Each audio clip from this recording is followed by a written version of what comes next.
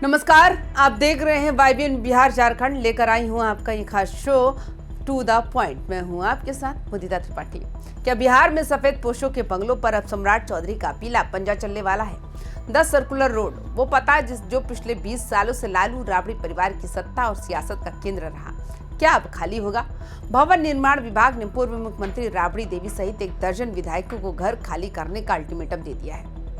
To the point ये है कि जब नीतीश कुमार ने खुद अपना बंगला खाली कर एक मिसाल पेश कर दी है, तो क्या राबड़ी देवी के पास बचने का कोई रास्ता बचा है, या फिर सम्राट चौधरी की वो चाल है जिसे कहते हैं कहीं पर निगाहें कहीं पे निशाना।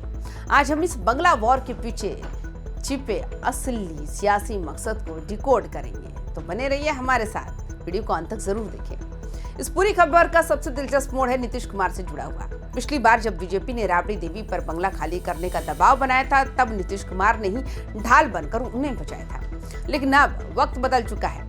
टू द पॉइंट ये है कि सम्राट चौधरी के मुख्यमंत्री बनते ही समीकरण उलट गए हैं। नीतीश कुमार ने खुद बंगला खाली कर राबड़ी देवी के सामने एक नैतिक दबाव खड़ा कर दिया। अब राबड़ी देवी को बचाने वाला कोई नहीं है। विभाग ने उन्हें 39 होर्डिंग रोड वाला आवास पहले ही आवंटित कर दिया, फिर भी 10 सर्कुलर रोड का मुंह नहीं छूट रहा। क्या नीतीश का बंगला छोड़ना दरअसल राबड़ी को घेरने की एक सोची समझी बिसात थी? नीतीश कुमार का बंगला खाली करना सिर्फ एक प्रशासनिक कदम नहीं, बल्कि एक बड़ी राजनीतिक बिसात थी। नीतीश जानते थे जब तक वे खुद सरकारी आवास में रहेंगे, तब तक राबड़ी देवी पर अब दबाव बनाना मुश्किल होगा। टू द पॉइंट ये है कि जैसे ही नीतीश ने चाबियां सौंपी, राबड़ी देवी का सुरक्षा कवच छीन गया।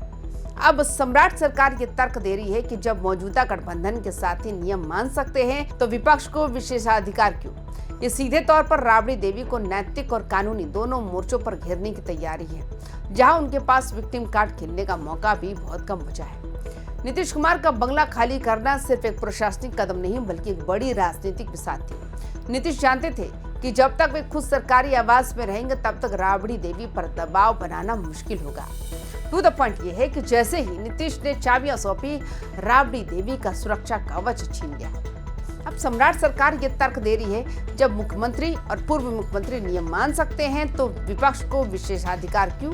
ये सीधे तौर पर राबड़ी देवी को नैतिक और कानूनी दोनों मोर्चों पर घेरने की तैयारी है, जहां उनके पास विक्टिम कार्ड खेलने का मौका भी बहुत कम बचा है।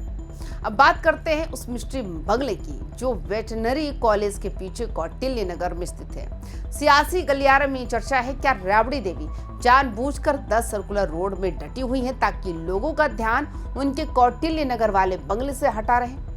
टू द पॉइंट ये है कि चर्चाओं का बाजार गर्म है कि उस निजी बंगले पर जल्द ही बड़ी रेड भी पड़ सकती है। विभाग का कहना है कि मंत्री पद जाने के बाद तय समय में बंगला खाली करना नियम के तहत जरूरी है, वरना सक्षम अधिकार एक्शन लेंगे।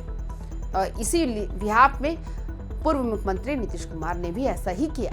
तो क्या सरकार ये संकेत दे रही है, अगर प्यार से बंगला खाली नहीं हुआ तो फिर कानून अपना काम करेगा, और मुमकिन है कि जांच एजेंसियों की धमक उसी कौटिल्य नगर वाले ठिकाने पर सुनाई दे। 10 सर्कुलर रोड को खाली कराने के पीछे की असली कहानी वेटरनरी कॉलेज के पीछे बने उस आलीशान प्राइवेट बंगले में छिपी हो सकती है। चर्चा है कि इस बंगले के निर्माण और उसके स्वामित्व को लेकर सरकार के पास कुछ पुख्ता सुराग है।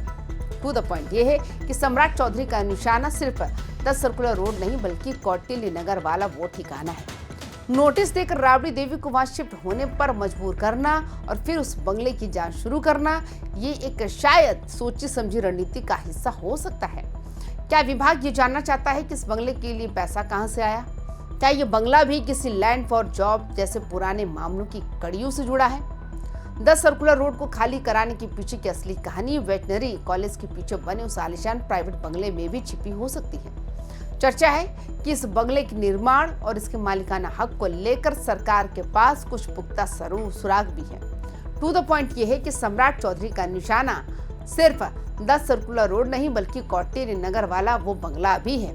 नोटिस देकर राबड़ी देवी को वहां शिफ्ट होने पर मजबूर करना और फिर उस बंगले की जांच शुरू करना, ये एक सोची समझी रणनीति का भी हिस्सा हो सकता है।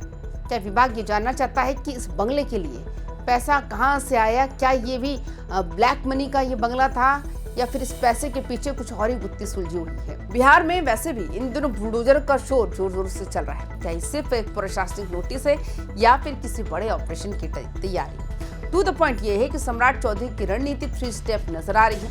पहले, नोटिस देकर नियम याद दिलाओ, फिर बंगले को लेकर जनता में चर्चा छेड़ो और आखिर में अतिक्रमण या अवैध निर्माण के नाम पर बुलडोजर की एंट्री करवाओ। क्या लालू राबड़ी परिवार के घर तक बुलडोजर पहुंचने की संभावना है? क्योंकि जिस तरह से सम्राट सरकार ने तेवर दिखाए उसे देखकर तो लगता है कि इस बार मामला सिर्फ नोटिस तक नहीं थमेगा।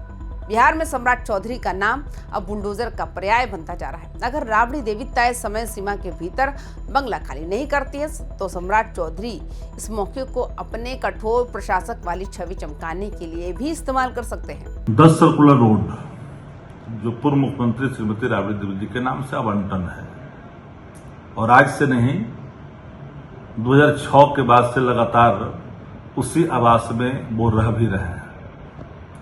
20 वर्ष नीतीश कुमार जी के सेवा काल समाप्त हुए, भारतीय जनता पार्टी ने बागडोर संभाली बिहार की, फिर एक बार उसे वैकेंट करने के लिए, खाली करने के लिए आदेश निर्गत किया गया।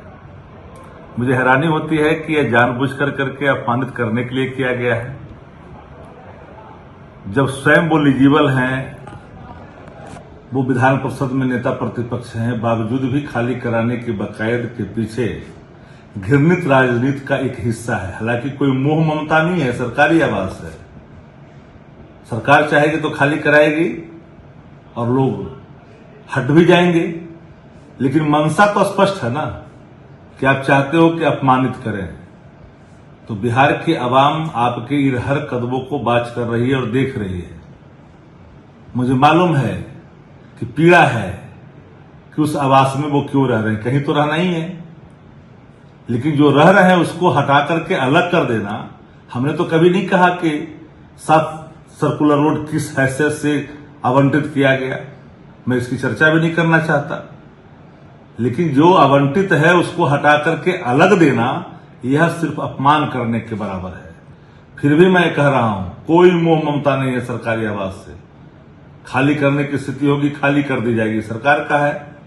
टू द पॉइंट यह है कि बुलडोजर सिर्फ ईंट पत्थर नहीं गिराता, वो विपक्ष पार्टी के अजय होने के भ्रम को भी तोड़ता है। अगर 10 सर्कुलर रोड या कौटिल्य नगर वाले बंगले के किसी भी हिस्से पर पीला पंजा चला तो ये लालू परिवार की उस राजनीतिक रसूख पर सबसे बड़ी चोट होगी जो पिछले 2 दशकों से पटना की सड़कों पर दिखता रहा है। सम्राट की रणनीति साफ है, पहले नियम का नोटिस दो, फिर उल्लंघन होने पर एक्शन का धमाका करो। बिहार में सम्राट चौधरी का नाम अब बुलडोजर का पर्याय बनता जा रहा है। बिहार की राजनीति में बंगला सिर्फ रहने की जगह नहीं, ताकत का प्रतीक होता है। 10 सर्कुलर रोड खाली होना मतलब लालू परिवार के उस दबदबे पर चोट होना जो दशकों से बरकरार है। टू द पॉइंट ये है कि राबड़ी देवी को 20 साल बाद अपना आशियाना बदलना पड़ सकता है। अगर उन्होंने समय पर बंगला खाली नहीं किया तो नियम के मुताबिक कार्रवाई तय है। क्या सम्राट चौधरी वाकई इस बंगले पर बुलडोजर चलवाकर एक नया संदेश देंगे या फिर Rabri Devi Harding road shift होकर इस विवाद को खत्म करेगी? आपको क्या लगता है, क्या पूर्व मुख्यमंत्रियों को सालों तक सरकारी बंगले में रहने का हक होना चाहिए या नहीं? अपनी राय कमेंट बॉक्स में जरूर बताएं। बिहार की सियासी हलचल के लिए देखते रहे YBN बिहार झारखंड। चैनल को सब्सक्राइब करें और वीडियो को शेयर करना ना भूलें। नमस्कार।